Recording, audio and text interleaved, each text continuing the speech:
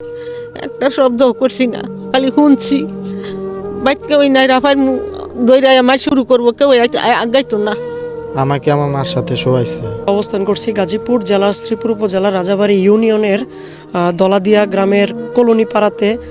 আজকে যে ঘটনাটি ঘটেছে, এইখানে শরীফ নামের এক ব্যক্তির বিরুদ্ধে অভিযোগ উঠেছে। তিনি একজন মাদক ব্যবসায়ী এবং মাদক সেবনকারী। তার বিরুদ্ধে যে অভিযোগ উঠেছে, তিনি তার মা হচ্ছেন আমেনা বেগম, তাকে কিন্তু আজকে মাদকের টাকার জন্য তার নিজের মাকে গলার মধ্যে চেপে ধরে শ্বাসরুদ্ধ করে হত্যা করার অভিযোগ উঠেছে। তার মা আমাদেরকে জানিয়েছে। সরাসরি জেনে নেওয়ার চেষ্টা করব শরীফের মায়ের কাছ থেকে। আসলে আজকে কি ঘটনা ঘটেছে আমাদেরকে একটু বলেন তো। আমি এই জায়গাতে কলের পাড়তে বাড়িতে আইছি, দুইজন লোক আইছে। লোক আইছে পরে আমি রাও চাও কিচ্ছু পারছি না, কথা কইছি না, দৌড় ফিরে নাই, আমার গলা চিপদা দৌড়ে আমার মালিক ফালাই দিছে। আবার সেই মুরা গেছি পরে হ্যাঁ আমের ডালা বাইঙ্গা, এরপরে আমের ডালা আমার ভিত্তে দাহান দায় দিব। এরপরে আবার গলার মাঝে চিপদা ধরছে, হেন একটা মুরব্বী মানুষ আছিল হেফার সেই বাড়ির, হ্যাঁ হুমকি। আমি হেন চেয়ার পারছি, কাঁদছি, বাইক ওই আসিল না, শুধু আমি আল্লাহ। এহনি ঘটনা লইছে, ঈদ আমার মাথা ফাটাই লইব। বাপ মৃত্যু, বাপের কয়বরের ফার গিয়া বাহের বেড়া সেরা ভাঙ্গিয়া বাহের কয়বরের ন্যাংডা হইয়া উলঙ্গ ন্যাংডা বাগানটা জুইরা ন্যাংডা হইয়া আটছে আর এরম করছে, বকছে। একটা শব্দ করছি না, খালি শুনছি। বাইকে ওই নাই রাফার দৈরা আমার শুরু করবো, কেউ আগাইতো না। ভাইয়ের কাছ থেকে জেনে আসলে ঘটনাটি কি ঘটেছিল একটু বলেন তো আমাদেরকে। ঘটনা তখন ঠিক বাজে দুপুর 12টার দিকে। তখন আমি শুয়ে রয়েছি, আমার বড় বোন অফিসে, মায়ের বাসায় রান্না করতেছে। তো পাড়া মিলন বাঙালি, ওই বাঙালি ব্যবসা করে।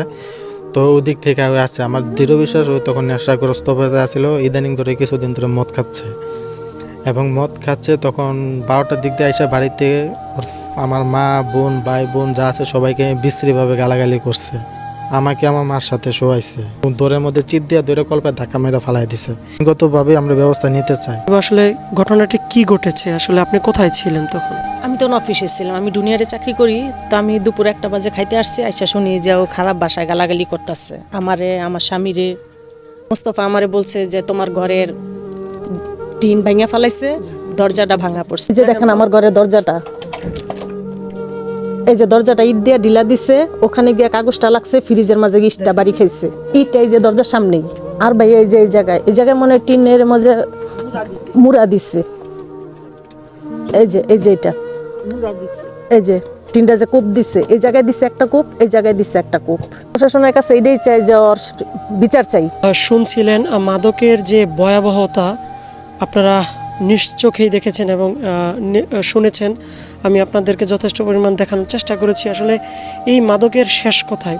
প্রতিটা পরিবার, প্রতিটা সমাজ কিন্তু এই মাদকের কারণে ধ্বংস হয়ে যাচ্ছে। একান্তভাবে রিকোয়েস্ট যে প্রশাসনের পাশাপাশি যারা রাজনীতিবিদ আছেন এবং সমাজের যারা গণ্যমান্য ব্যক্তিরা আছেন, যারা আলেম সমাজ আছেন, সকলের কাছে আমার একটাই দাবি যে রাজাবাড়ী ইউনিয়ন থেকে মাদকের ভয়াবহতার যে পরিস্থিতি শুরু হয়েছে, সেটিকে যেন নির্মূল করার ক্ষেত্রে সকলে ঐক্যবদ্ধ হয়ে কাজ করি।